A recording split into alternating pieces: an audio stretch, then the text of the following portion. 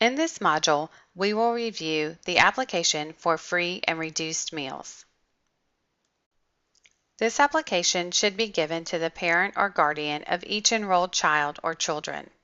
With few exceptions, you must have a current and complete application for each child you classify as free or reduced.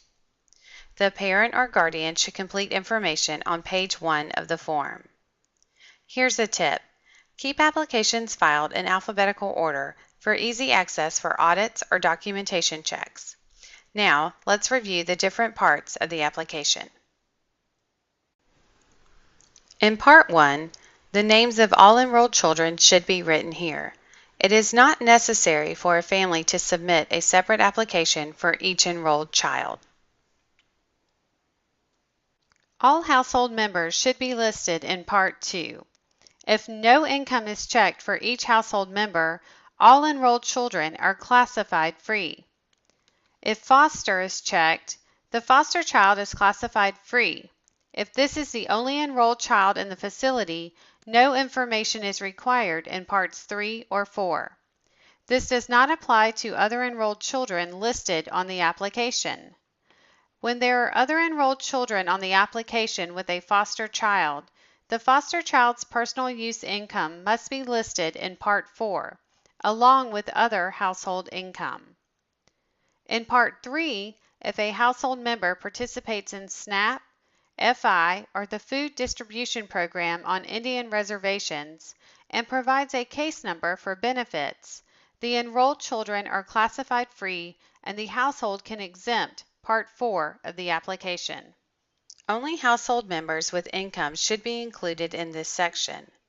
Income can come from work, welfare, child support, and alimony, pensions, retirement, Social Security, SSI or VA benefits, or any other income not covered in sections 1 through 3.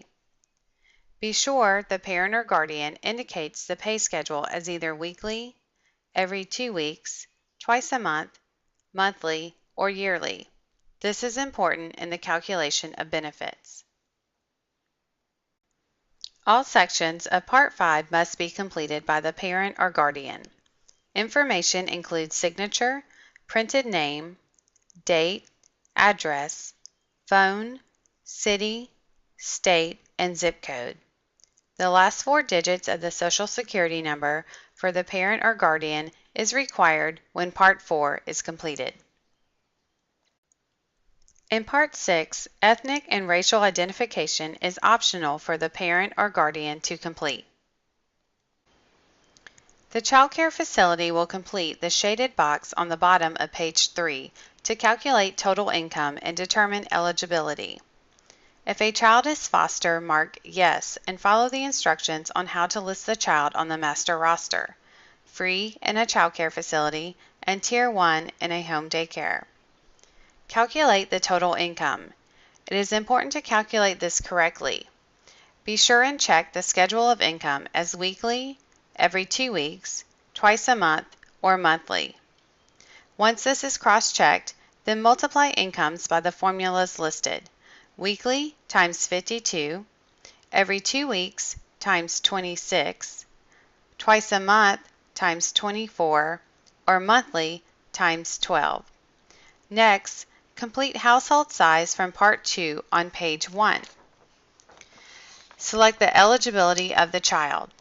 To determine this, you will need to cross-reference the current income eligibility guidelines provided by the Department of Social Services each fiscal year, which runs July 1 through June 30th.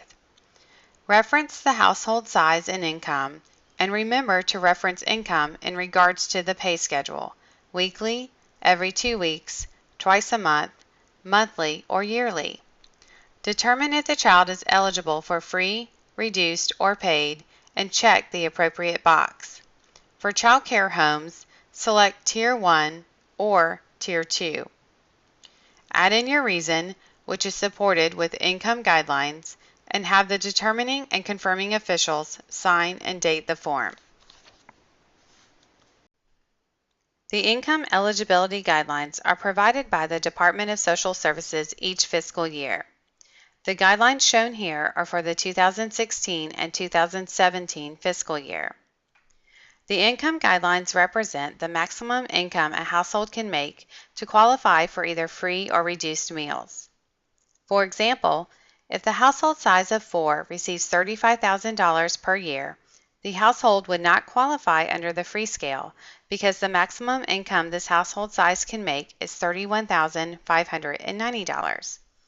But the household would be classified reduced because $35,000 is less than the maximum income of $44,955. There are some exceptions. If a foster child has income and there are other enrolled children on the application, Part 4 must be filled out. If only one person in the household has income, you do not have to do the annual income conversion. You can reference their income schedule to the income eligibility guidelines. For example, if they are paid weekly, review their weekly pay with the weekly scale on the income eligibility guidelines. This concludes the module for the form, Application for Free and Reduced Meals.